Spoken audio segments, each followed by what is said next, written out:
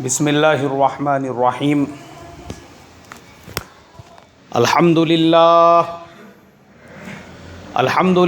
نحمده ونستعینه ونستغفره ونؤمن به ونتوکل علیہ ونعوذ باللہ من شرور انفسنا ومن سیئات اعمالنا من يهده الله فلا مضل له ومن يضلله فلا هادي له ونشهد أن لا إله إلا الله وحده لا شريك له ونشهد أن سيدنا وسندنا وحبيبنا وشفيعنا ومولانا محمدا عبده ورسوله الذي أرسل بالحق بشيرا ونذيرا أما بعد فقد قال الله تبارك وتعالى اعوذ باللہ من الشیطان الرجیم بسم اللہ الرحمن الرحیم وَلْتَكُن مِّنكُمْ أُمَّةٌ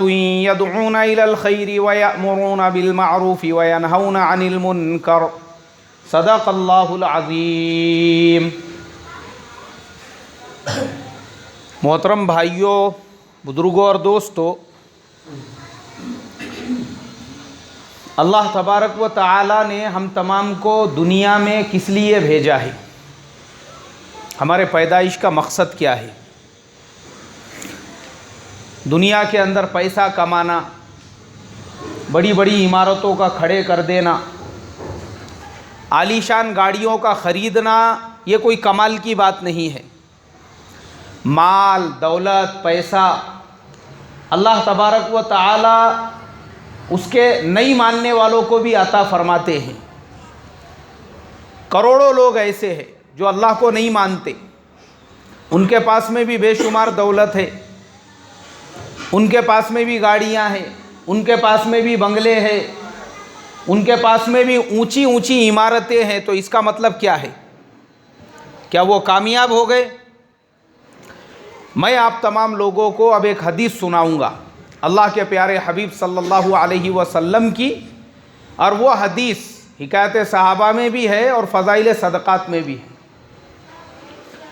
اللہ کے پیارے حبیب صلی اللہ علیہ وسلم کی جو حدیث ہے وہ سننے کے بعد آپ لوگ خود یہ فیصلہ کرنا کہ اللہ تبارک و تعالیٰ کے نزدیک کامیاب انسان کون ہے، وہ ہم کو اچھی طریقے سے سمجھ میں آئے گا۔ ایک مرتبہ اللہ کے پیارے نبی صلی اللہ علیہ وسلم مسجد نبوی صلی اللہ علیہ وسلم میں تشریف فرما تھے۔ اب مسجد نبوی جو تھی وہ ہمارے آج کے زمانے کے جیسی ایسی مسجد نہیں تھی، یہ جیسی ہماری مسجد ہے کہ بھئی چاروں طرف سے دروازے لگے ہوئے ہیں، دیواریں ہیں، بلکہ آج تو ایسی بھی مسجدیں ہو چکی ہے، مسجدوں کے اندر اے سی ہے، بعض مسجدیں تو ایسی ہے لوگوں نے اس کو نمائش اور شو کی چیزیں بنا کے رکھ دیے کہ اذان سے 5 منٹ پہلے مسجد کھلتی ہے اور نماز کے 15 منٹ بعد میں بند ہو جاتی ہے، جبکہ اللہ کے نبی صلی اللہ علیہ وسلم کے زمانے کی جو مسجدیں تھیں وہ 24 گھنٹے پوری امت کے لیے، یہاں تک کہ اس زمانے کے کفار، اس زمانے کے مشرکین مکہ، اس زمانے کے یہود و نصارہ بھی مسجد کے اندر قیام کرتے تھے، سب کے لیے مسجد کھلی ہوئی تھی۔ اب ہمارے زمانے میں ہم لوگوں نے کیا کیا؟ مسجدوں کو بند کر کے رکھ دیا۔ ایک صاحب جو ہے ایک مسجد کے اندر عشاء کے بعد میں سنتیں پڑھ رہے تھے، صدر صاحب نے باہر سے گیٹ لگا کے چلے گئے، بعد میں بوما بوم کرنے لگے، وہ اندر سے چلا پکار دروازے کو کھٹکھٹارے۔ تو میں گاڑی لے کے گزر رہا تھا وہاں راستے سے، میں بولا مسجد میں جناتوں کے جھگڑے تو نہیں چل رہے؟ بہت خودیاں مار رہے اندر، کون ہے، کیا بات ہے؟ بعد میں پھر میں نے آواز دیا، ارے میں بولا بھائی کون ہے؟ ارے بولے بھائی میں اندر عشاء کے بعد میں جو ہے میرے دن کی کچھ نمازیں قضا ہو گئی تھی، سفر میں تھا میں، تو میں وہ پڑھ رہا تھا، کسی نے بند کر کے چلے گیا۔ پھر جو وہاں کے ذمہ دار تھے، میں گیا ان کے مکان پر، پھر وہ آئے چابی لے کر، پھر بڑبڑاتے ہوئے انہوں نے دروازہ کھولے، ارے نکلنے کا نا جلدی، معلوم ہے نا اذان کے بعد میں نماز کے بعد 15-20 منٹ کے بعد مسجد کو تالا لگ جاتا، بول کے گھر کو جا کے پڑھنے کا، نفل نمازیں سنت پوچھو نا، یہ مولانا ہے پوچھو ان کو، مسئلہ پوچھو ان کو، سنت نفل کہاں پہ پڑھنا ضروری ہے بول کے، بولو ذرا ان کو سکھاؤ کہ سنت نفل نماز اپنا گھر پہ بھی پڑھنے کا، مسجد کائے کے واسطے، فرض نماز پڑھنے کے واسطے۔ وہ بیچارہ پھر باہر نکلا، اس نے بولا غلطی ہو گئی بابا، اس کے بعد تمہارے مسجد میں فرض پڑھنے کو بھی نہیں آؤں گا۔ بولے نہیں سنت نفل کی کیا بات ہے، اب فرض کے لیے بھی نہیں آتا میں اس کے بعد۔ تو ہمارے زمانے میں کیا ہو گیا ہوا ہے، مسجدوں کو ہم نے نمائش کی چیز۔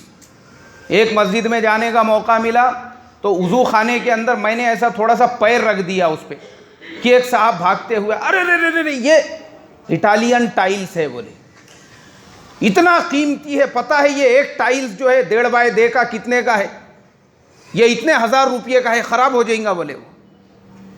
تو آج ہمارے زمانے میں یہ حال ہے۔ تو اللہ کے نبی کے زمانے کی مسجد کیسی تھی، اس میں چٹائیاں بھی نہیں تھی، لوگ ریت پہ نماز پڑھتے تھے، ریت کے اوپر، اور لوگ جو ہے وہ مسجد ایسی سادی سمپل، کھجور کے تنے لگے ہوئے تھے اور اس کے اوپر کھجور کا چھپر تھا۔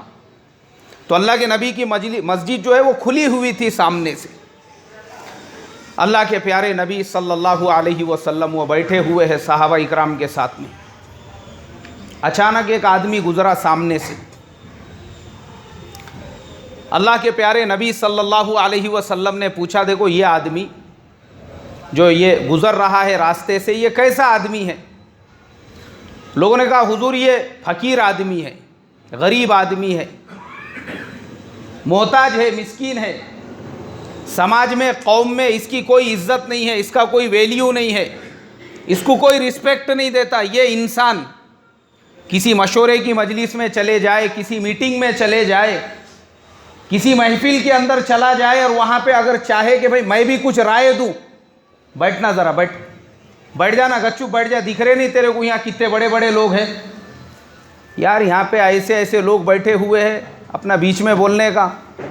بولے یہ آدمی ویسا ہے کہ یہ بیچارہ اگر مشورے میں رائے دینا چاہے تو لوگ اس کو کیا کرے، خاموش بٹھا دے کہ بھئی تیری کیا پوزیشن ہے، تیرا کیا مقام ہے، کون ہے تو، کھانے کو نہیں ہے تیرے پاس میں، تو کائی کی رائے مشورہ دیں گا مشورے کے اندر؟ ویسا بولے یہ آدمی ایسا ہے، اگر یہ کسی کی بہن بیٹی کے واسطے رشتہ بھیجے تو لوگ اس کے رشتے کا انکار کر دے، ارے بابا اس کے خود کے گھر پہ کھانے پینے کو نہیں ہے، یہ ہماری بہن بیٹی سے نکاح کر کے لے جائیں گا تو اس کو کہاں سے کھلائیں گا پلائیں گا؟ بولے یہ ویسا آدمی ہے۔ تو اللہ کے پیارے نبی صلی اللہ علیہ وسلم نے کوئی جواب نہیں دیا، آپ صلی اللہ علیہ وسلم بالکل خاموش بیٹھے رہے۔ اس کے بعد ایک دوسرا آدمی گزرا جو گھوڑے کے اوپر سوار تھا، بدن پر قیمتی لباس تھا، بہترین خوشبو وہاں سے مہک رہی تھی۔ اللہ کے پیارے نبی صلی اللہ علیہ وسلم نے وہ دوسرے آدمی کے بارے میں پوچھا۔ اب یہ جو دوسرا آدمی گیا جو گھوڑے پہ سوار ہے، یہ تمہارے نزدیک کیسا ہے؟ لوگوں نے کہا اے اللہ کے نبی یہ عزت والا انسان ہے، شریف انسان ہے، پیسے والا، پوزیشن والا ہے، اگر یہ انسان کسی مشورے میں کسی میٹنگ کے اندر پہنچ جائے تو لوگ اس کو رسپیکٹ دے۔ سرک ادھر سرک، اے سرکو رے ادھر، آؤ سیٹ بیٹھو، یہاں پہ بیٹھو، رومال سے صاف کر ذرا جگہ، اس کے واسطے جگہ صاف کرے، اس کو مین مسند کی جگہ کے اوپر بٹھائے۔ پانی لو، چائے بغیر شکر کی چائے، بول شکر کی نہیں پیتے بولتے حضرت۔ اس کا رسپیکٹ، اس کی اتنی عزت ہے بولے سماج کے اندر، مارکیٹ کے اندر، کہ کسی مشورے میں چلے جائے، کسی میٹنگ میں چلے جائے تو لوگ اس کو مشورے کے اندر، اس میٹنگ کے اندر کوئی بھی بات بولے اس کی بات کو قبول کرے۔ کس کی بہن بیٹی کے لیے رشتہ بھیجے تو سامنے والا اس کے رشتے کو سر آنکھوں پر رکھے۔ ارے بولے بابا پیسے والے کا رشتہ ہے، کائے کو ریجیکٹ کرنے کا؟ سر آنکھوں پر ہر آدمی اپنی بہن بیٹی اس کے گھر میں دینے کے لیے تیار ہے۔ اللہ کے پیارے نبی صلی اللہ علیہ وسلم نے فرمایا تم نے جو دونوں لوگوں کے بارے میں اپنی رائے ظاہر کی، پہلا آدمی تمہارے نزدیک جس کی بیچارے کی کوئی عزت نہیں غریبی کی وجہ سے، اور دوسرے آدمی کو لوگوں نے سر آنکھوں پہ اٹھا کر رکھا پیسے اور دولت کی وجہ سے، اللہ کے نبی نے فرمایا کان کھول کر سن لو، یہ جو بعد والا ہے جس کی سماج میں عزت ہے، اگر اس کے جیسوں سے پوری دنیا بھر جائے تب بھی اللہ تبارک و تعالیٰ کے نزدیک عزت والا وہ ہے جو پہلے گیا تھا، جس کی کوئی عزت نہیں ہے سماج میں، لیکن اس کی عزت کس کے پاس میں ہے بھائی؟ اللہ کے نزدیک ہے۔ صحابہ نے پوچھا اے اللہ کے نبی کیا فرق کیا ہے دونوں کے اندر؟ وہ تو غریب ہے، اس کی تو کوئی عزت نہیں ہے، اس کی عزت ہے، یہ تو بڑا آدمی ہے۔ آپ نے فرمایا دونوں کے نزدیک فرق یہ ہے کہ پہلے والا جو تھا اس کے پاس ایمان کی دولت ہے اور بعد میں جانے والے کے پاس ایمان کی دولت نہیں ہے۔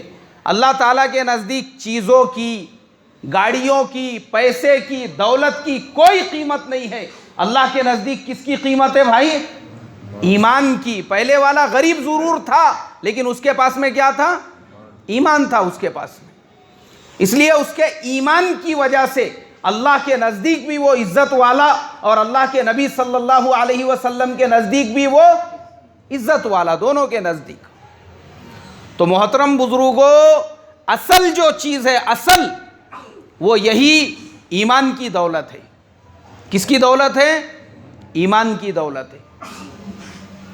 اور آج مسلمانوں کے زندگیوں سے ایمان کی دولت کو کیسے چھینا جائے، کیسے ختم کیا جائے، کیسے اس پہ ڈاکہ ڈالا جائے، اس لیے کہ دنیا جانتی ہے یہ مسلمان اگر کروڑ پتی بن گیا تو ہمارے لیے کوئی خطرے کی بات نہیں ہے، یہ مسلمان بڑے سے بڑا ڈگری ہولڈر بن گیا تو بھی ہمارے لیے کوئی خطرے کی بات نہیں ہے، لیکن یہ مسلمان اگر صاحب ایمان بن گیا تو ہمارے لیے خطرے کی بات ہے۔ اس کے اندر کا ایمان اگر روشن ہو گیا تو پھر کیا کرنا ہے؟ بولے اس کے ایمان کو سلب کرنا ہے۔ اب وہ ایمان کو ختم کرنے کے لیے محنتیں ہو رہی ہے آج ہمارے زمانے میں، ہر طرح سے، میڈیا کے ذریعے سے، بیانات کے ذریعے سے، پروگراموں کے ذریعے سے، سیریلوں کے ذریعے سے، ہر لائن سے، اخبارات کے ذریعے سے، ہر طرح سے مسلمانوں کا ایمان سلب کرنے کی محنتیں ہو رہی ہے۔ مسلمانوں کو یہ بتایا جا رہا ہے کہ دیکھو تم اگر ایمان کے ساتھ میں رہو گے تو پھر تم دنیا میں ترقی نہیں کر سکتے۔ اس کے لیے محترم بزرگوں میں آپ کو بتاتا ہوں، میرا ایک شاگرد اسی پونا شہر کے اندر، میں اس کو جماعت میں لے کر نکلا، ہم لوگ جماعت میں چل رہے تھے تو تعلیم میں میں نے ایسے ہی بات کیا، میں بولا آج ایمان کے دشمن مسلمانوں کو بہکانے کے لیے، مسلمانوں کو گمراہ کرنے کے لیے کیسی کیسی محنتیں کر رہے ہیں۔ وہ بعد میں مجھے ملا، اس نے بولا مولانا اپنا جو فلانا اسٹیشن ہے، بولے میں ایک جگہ پہ جاب کرتا تھا، میں اسٹیشن کے اوپر لوکل ٹرین کا انتظار کرتے ہوئے بیٹھا تو اچانک میرے بازو میں ایک نوجوان آیا، اس نے مجھے نام پوچھا، بھائی تمہارا نام کیا ہے، تم کہاں پہ رہتے ہو؟ میں نے کہا بھائی دیکھو میرا نام یہ ہے، میرا ایجوکیشن یہ ہے، میں فلانی جگہ پہ جاب کرتا ہوں۔ وہ نوجوان نے کہا دیکھو یہ سی ڈی کا سیٹ ہے، اس کو اپنے کمپیوٹر میں ڈال کر یا اپنے گھر پہ ٹی وی میں دیکھنا، اس کے اندر کچھ اسپیچز ہے، تقریریں ہے، بیان ہے، اگر تم وہ بیانات سنو گے تو تم فائنینشیل طور پر اکنومیکلی اسٹرانگ بنو گے، تمہاری ترقی ہوگی۔ میں نے کہا بہت اچھی بات ہے، میں نے وہ سی ڈی لے لیا۔ اب اس کے اندر کچھ پروگرام وغیرہ تھے جس کے اندر بتایا گیا تھا کہ دیکھو تم ہمارا یہ فلانی جگہ پہ ایک فنکشن ہے، اس کو اگر تم لوگ اٹینڈ کرو گے نا تو وہاں آنے کے بعد ہم تم کو طریقہ بتائیں گے، تم کیسے کروڑ پتی بن سکتے، تم کیسے مالدار بن سکتے، تم کیسے ترقی کر سکتے۔ بولے اس نے میرا موبائل نمبر لیا، پھر مجھے فون کرا، بولے تم وہ پروگرام میں آنے والے ہو؟ میں نے کہا بہت اچھی بات ہے، وہاں پر کچھ سیکھنے کے لیے ملے گا۔ میں گیا بولے وہاں پر، تو میں نے وہاں پر دیکھا کہ کم سے کم وہاں پہ اور بھی 50-60 مسلمان بیٹھے ہوئے ہیں، وہ ہال کے اندر ہم لوگ بیٹھے۔ اب جو وہاں پہ بیان کرنے والا تھا، سمجھانے والا تھا، اس نے پہلے تو اس لائن سے بات کیا کس طریقے سے ترقی کر سکتے ہیں، لیکن پھر فوراً آیا وہ عیسائیت کی طرف اور مسلمانوں کو اس بات کی دعوت دینے لگا اور مسلمانوں کو اس بات کی ترغیب دینے لگا کہ دیکھو اگر تم چاہتے ہو اس زمانے میں کچھ کرنا تو تم کو اسلام کو چھوڑنا پڑے گا اور عیسائیت کو اختیار کرنا پڑے گا. بولے مولانا اللہ حفاظت فرمائے، اللہ حفاظت فرمائے، آج اسی جگہ پر کئی مسلمان عورتوں کو میں دیکھتا ہوں جو اتوار کے دن وہاں پر جاتی ہیں. محترم بزرگوں، یہ محنت ہو رہی ہے بے دینی کی، مسلمانوں کے اندر سے ایمان کو، مسلمانوں کے اندر سے اسلام کو کیسے سلب کیا جائے، یہ محنت ہو رہی ہے. کیونکہ دنیا جانتی ہے کہ مسلمان دونوں جہان میں جو کامیاب ہوگا وہ کس کی دولت سے بھائی؟ ایمان کی دولت سے. تو اس کا ایمان کھینچنا ہے، اس کا ایمان کیسے سلب کرنا ہے، اس کو ایمان سے کیسے دور رکھنا ہے، ان کی ایسی محنتیں ہو رہی ہے.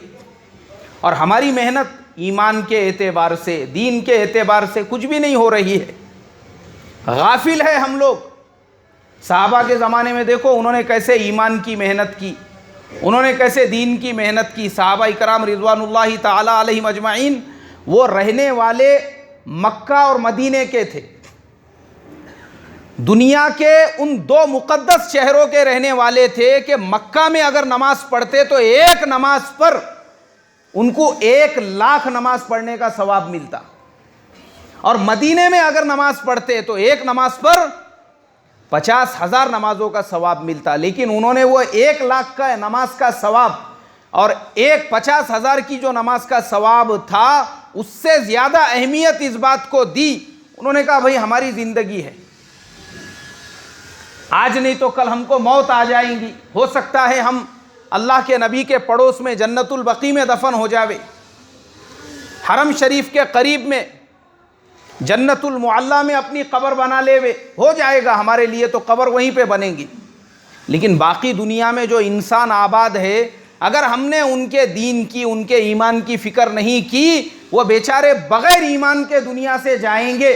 اور بغیر ایمان کے جب دنیا سے جائیں گے تو پھر کل قیامت میں ہمارے سے سوال ہوگا کہ باقی انسانیت وہ پیاسی تھی، تم کیا کر رہے تھے. صحابہ اکرام نے اپنے گھروں کو چھوڑ دیا. بہت سارے لوگ، کیونکہ ہمارا ایک بہت بڑا نظام چلتا ہے، بہت سارے لوگ مجھ سے سوالات پوچھتے، بولے مولانا یہ جو لوگ اللہ کے راستے میں 4 مہینے کے لیے نکلتے ہیں، 40 دن کے لیے نکلتے ہیں، یہ قرآن حدیث سے کہاں سے ثابت ہے؟ اب دیکھو میں ان کو ثابت کر کے بتاتا ہوں. ہم تو 40 دن کے لیے نکلتے ہیں اور پھر واپس کہاں پہ آتے ہیں بھائی؟ کہاں پر آتے ہیں؟ اپنے مکان پر آتے ہیں. 4 مہینے اللہ کے راستے میں نکلتے ہیں، اس کے بعد واپس کہاں پر آتے ہیں؟ اپنے گھر پہ آ جاتے ہیں، اپنے کھیتی باڑی میں آ جاتے ہیں، اپنے دکان میں آتے ہیں. اللہ صحابہ اکرام رضوان اللہ تعالی علیہم اجمعین پہ کروڑوں رحمتیں نازل فرمائے. صحابہ 40 دن کے لیے نہیں نکلے تھے اور نہ ہی 4 مہینے کے لیے نکلے تھے، پوری زندگی لے کر نکل گئے صحابہ، پوری زندگی لے کر. جدھر ان کے جانوروں کے رخ تھے، جدھر کتابوں میں ملتا ہے صحابہ نے ادھر کا سفر اختیار کیا. اگر صحابہ پوری دنیا میں نہیں پھیلتے تھے نا محترم بزرگوں، تو نہ آپ کو ہندوستان میں مسلمان ملتے تھے.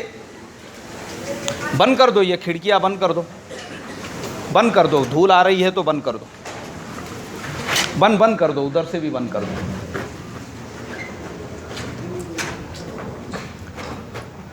درود شریف پڑھ لو ایک مرتبہ، اللہم صلی علی وسلم.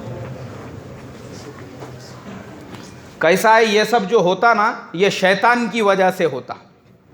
کس کی وجہ سے ہوتا بولو؟ شیطان کے تسلط سے. جب شیطان کو پتہ چل جاتا کہ بھئی یہاں ایمان کی بات ہو رہی ہے اور لوگوں کو دین کا فائدہ ہوگا، ایمان کا فائدہ ہوگا، تو کچھ نہ کچھ ایسا کیا جائے جس کی وجہ سے جو لوگ دین اور ایمان کی بات پورے دھیان سے، پورے توجہ سے سن رہے ہیں، ان کا دھیان دوسری طرف کیا ہو جائے بھائی؟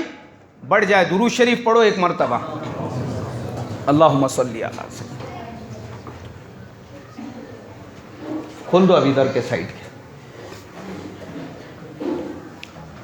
تو صحابہ اکرام کی زندگی میں ہم کو ملتا ہے۔ اب دیکھو صحابہ اکرام، آج اسلام کہاں پر ہے؟ پوری دنیا میں آج اسلام ہے، پوری دنیا کے اندر۔ دنیا کا کوئی ملک ایسا باقی نہیں ہے جہاں پر اسلام، جہاں پر ایمان نہ پہنچا ہو۔ آج عرب سے ہزاروں کلومیٹر دور انڈونیشیا، ملیشیا، 90% مسلمانوں کی آبادی کس کی برکت سے ہے؟ صحابہ اکرام کی۔ اب میں آپ کو بتاتا ہوں، اللہ کے نبی صلی اللہ علیہ وسلم کے زمانے میں ہی صحابہ اکرام دین کی دعوت کو لے کر دنیا کے مختلف حصوں کی طرف پھیل گئے۔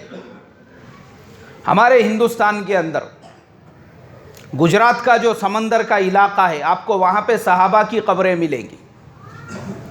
ہندوستان کی پہلی مسجد وہ کیرلا کے اندر ہے، حضرت مالک ابن دینار رحمت اللہ علیہ کی قبر ہے وہاں پر، اور کئی صحابہ اکرام کے مزارات ہیں وہاں پر۔ صحابہ اکرام اس علاقے میں بھی آئے اور وہاں پہ آ کے صحابہ نے دین کی محنت شروع کر دی۔ جہاں جہاں پر بھی صحابہ پہنچے، تو ہمارے آج کے زمانے کی تشکیل ہوتی ہے 40 دن کے لیے، 4 مہینے کے لیے، لیکن صحابہ نے خود کی تشکیل کتنے دن کے لیے کیے تھے بھائی؟ پوری زندگی کے لیے۔ صحابہ واپس مکہ اور مدینہ نہیں گئے، صحابہ نہیں گئے واپس۔ اسی لیے وہ صحابہ جو مکے کے اور مدینے کے رہنے والے تھے، آج پوری دنیا میں آپ کو صحابہ کی قبریں ملیں گی۔ ہمارے ہندوستان کے اندر میں نے جیسا بتایا، گجرات، کیرلا، کوکن کے علاقے، مختلف علاقوں میں صحابہ اکرام کے مزارات ہیں۔ پھر آپ انڈونیشیا، ملیشیا چلے جاؤ، وہ تو ہمارے یہاں سے اور آگے ہزاروں کلومیٹر دور ہے، وہاں پہ بھی صحابہ اکرام کے مزارات ملیں گے۔ صحابہ نے وہاں پہ اپنی قبریں بنا دی۔ اچھا، یہ علاقہ ہو گیا مشرق کا۔ اب مغرب میں جاتے ہیں، افریقہ کی طرف۔ حضرت عقبہ ابن نافع رضی اللہ تعالیٰ عنہ، وہ ایک جماعت لے کر دین کی محنت کے لیے نکلے۔ اب یہ سارے ممالک جو ہے نا، یہ سارے ممالک، مصر ہے، یہ مسلمانوں کا ملک نہیں تھا۔ مصر کے لوگ وہ فرعونوں کی پوجا کیا کرتے تھے، فرعونوں کی عبادت کیا کرتے تھے، لیکن صحابہ نے پورے مصر کو، حضرت عمرو ابن عاص رضی اللہ تعالیٰ عنہ، ایسی محنت کی کہ پورا مصر مسلمان ہو گیا۔ آگے بڑھے لیبیا، آج 100% آبادی لیبیا میں کس کی ہے؟ مسلمانوں کی ہے۔ پہلے مسلمانوں کی آبادی نہیں، لوگ پتھروں کی پرستش کرتے تھے۔ صحابہ نے لیبیا پر محنت کی، پورے لیبیا کو کیا بنا دیا؟ پھر آگے بڑھے مراکش، تیونس، الجزائر، پورا افریقہ مسلمان ہو گیا۔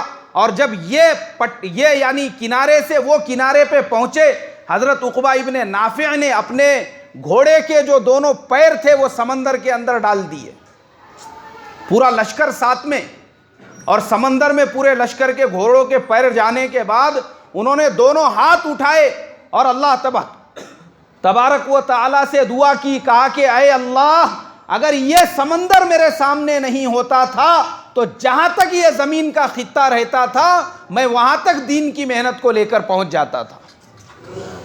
یہ سمندر آ گیا بیچ میں، یہ سمندر آ گیا درمیان میں، یہ رکاوٹ بن گیا۔ اگر یہ رکاوٹ نہیں بنتا تو جہاں تک زمین ہے میں وہاں تک تیرے کلمے کو لے کر، تیرے دین کی دعوت کو لے کر پہنچ جاتا۔ یہ جذبے تھے صحابہ کے۔ وہیں پہ انتقال ہوا اور پھر وہیں پہ اپنی قبریں بنائی۔ اچھا، وہیں پہ سلسلہ نہیں رکا۔ موسیٰ ابن نصیر اور طارق ابن زیاد کے زمانے میں پھر ایک کشتی لے کر صحابہ اکرام وہ یورپ کے اندر پہنچے، جو کچھ صحابہ تھے اس زمانے میں بھی بچے ہوئے۔ تابعین کا زمانہ شروع ہو چکا تھا، وہ لوگ یورپ میں داخل ہو گئے اور وہ علاقے کے اندر دین کی محنتوں کو کیا، اور ایسی محنتیں کی محترم بزرگوں کہ جس علاقے میں پہنچے اپنی زندگی وہاں پہ لگا دی، وہ پورے علاقے ایمان اور اسلام سے سرسبز و شاداب ہو گئے، اور صحابہ اکرام نے وہیں پر اپنی قبریں بنا دی۔ آج محترم بزرگوں، ہمارے زمانے میں بھی صحابہ اکرام نے تو زندگی لگا دی تھی اب ہم لوگ نہ ہمارے ایمان ویسے پختہ ہے، نہ ہمارے اندر ویسے جذبات ہے، اس لیے ہمارے بڑوں نے، ہمارے بزرگوں نے ہمارے لیے اللہ کے راستے میں نکلنے کی ایک ترتیب بنائی ہے کہ بھئی ہم کم سے کم 4 مہینے کا ہمارا وقت، 40 دن کا ہمارا وقت فارغ کرے اللہ کے دین کی محنت کے لیے۔ کائے کے لیے بھائی؟ دین کی محنت۔ اچھا، دین کی محنت کائے کے لیے کرنا ہے؟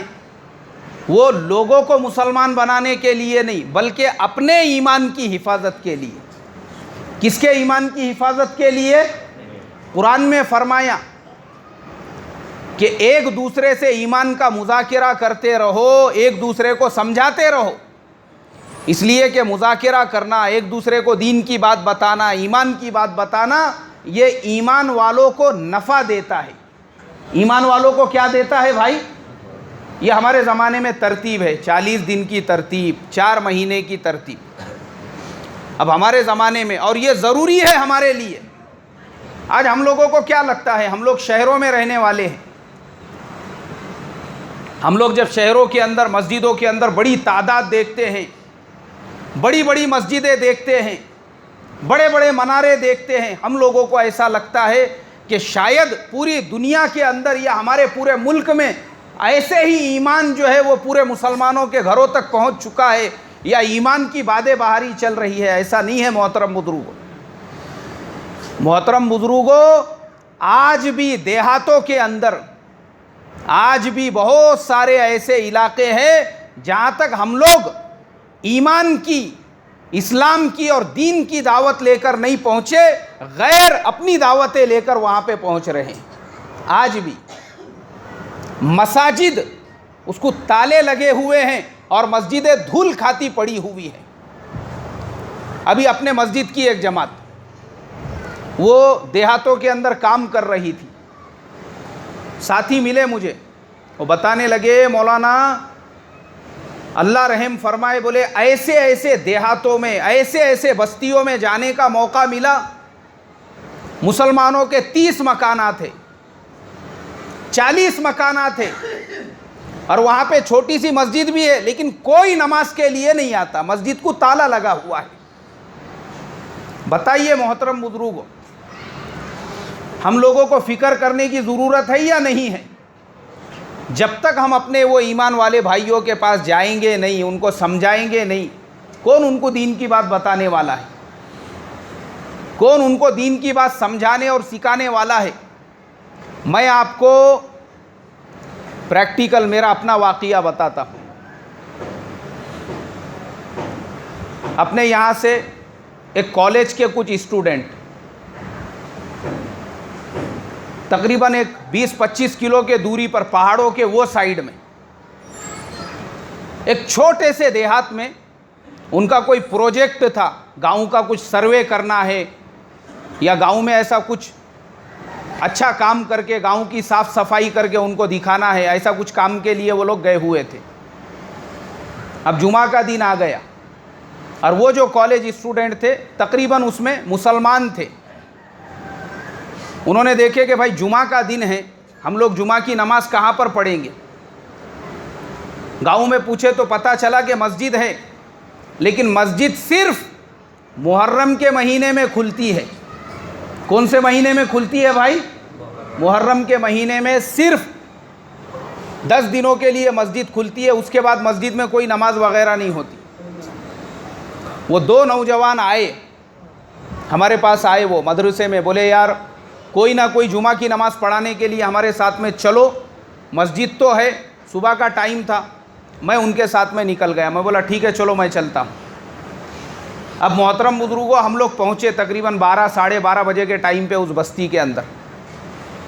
ہم نے پتہ کیے مسجد کی چابی کس کے پاس میں ہے۔ اب جس کے پاس چابی تھی اس نے کہا بولے ہم محرم کے علاوہ مسجد کھولتے نہیں۔ ارے بھائی ہم مسلمان ہیں، مسجد گاؤں کے اندر تقریباً 25 سے 30 مسلمانوں کے مکان ہیں، جمعہ کا دن ہے، اور وہ نوجوان بھی تقریباً 30-35 تھے۔ انہوں نے کہا کہ پھر ہم جمعہ کیسا کیا پڑھیں گے؟ اسکول کے اندر وہ لوگ رکے ہوئے تھے۔ وہ مسجد کو کھولا گیا، اور جب اس کو کھولا گیا محترم بزرگوں، وہ مسجد پوری دھول کے اندر، اس مسجد کو صاف کرنے لگے. تقریباً 3 بجے تک وہ مسجد صاف ہوئی. مسجد کے سامنے ایک جو ہے حبسہ تھا, اس سے پانی نوجوان وہ بچے لانے لگے. پوری مسجد کو دھوئے ہم نے وہاں پر, اور تقریباً 3 بجے اس مسجد کے اندر پھر اذان دی گئی. اذان دینے کے بعد میں نے تھوڑی سی بات کیا, جمعہ کا خطبہ دیا, اور خطبہ دینے کے بعد نماز پڑھنے کے لیے بھی گاؤں میں سے ایک آدمی بھی نہیں آیا. وہ جو نوجوان تھے بس وہی تھے. اچھا, بعد میں ہم نے گاؤں والوں سے ملاقات کی. ہم نے بولے ارے بابا تم لوگ نماز پڑھنے کو بھی نہیں آئے؟ نہیں بولے, ہم لوگ خالی عید کے دن جو ہے بازو میں فلانا شہر ہے وہاں پہ نماز پڑھنے کے لیے جاتے, اس کے علاوہ نماز نہیں پڑھتے بولے ہم. کیوں ایسا ہوا؟ اس لیے ایسا ہوا ہم لوگ شہروں میں رہنے والے تہجد کی نماز پڑھ رہے ہیں, اور یہاں امت کے جمعے کی نماز کے واندے چالو ہیں. ہم لوگ یہاں پر لمبی لمبی قراتیں کر رہے ہیں. ہمارے یہاں پہ اوابین اور اشراق اور چاشت بھی ہو رہے ہیں, اور وہاں پہ امت جو ہے اس کے ایمان کے مسائل پڑے ہوئے ہیں. مجھے بتاؤ محترم بزرگوں, اگر میں اور آپ یہ چلے اور 4 مہینے کی قربانی نہیں دیں گے, یاد رکھو آگے چل کے ہماری نسلوں کا یہی حال ہونے والا ہے. اس کے لیے محترم بزرگوں, ابھی اپنے سامنے اورنگ آباد کا اتنا بڑا اجتماع ہو رہا ہے, پورے صوبے کا. لوگ محنتوں میں لگے ہوئے ہیں, لوگ وہاں پہ پڑے ہوئے ہیں اپنے جان کی اپنے مال کی قربانی کو لے کر.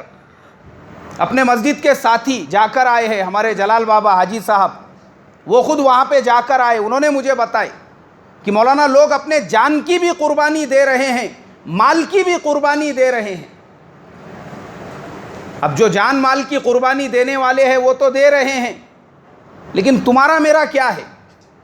جو کمانے والے ہیں وہ کما لیں گے. اس لیے محترم بزرگوں, میری درخواست ہے آپ لوگوں سے, ہم اپنی اپنی ترتیب بنائیں. کم سے کم 4 مہینے کے لیے 40 دن کے لیے کریں گے انشاءاللہ. اللہ مجھے آپ کو کہنے سننے سے زیادہ عمل کی توفیق عطا فرمائے. انشاءاللہ ابھی دعوت کے لائن سے اور اجتماع کی محنت کے تعلق سے جو بھی باتیں ہیں وہ اگلے جمعہ اور اس کے بعد کے جمعہ بھی بیان ہوں گی. آپ تمام لوگوں سے میں درخواست کرتا ہوں وقت پہ پہنچنے کی فکر اور کوشش کریں. اللہ عمل کی توفیق عطا فرمائے. بھائی جن کی سنتیں باقی ہے وہ پڑھ لے ہمارے ساتھ, اور آگے بڑھتے جائے بھائی ساتھی. تھوڑا ہفتے رہیے ہٹا.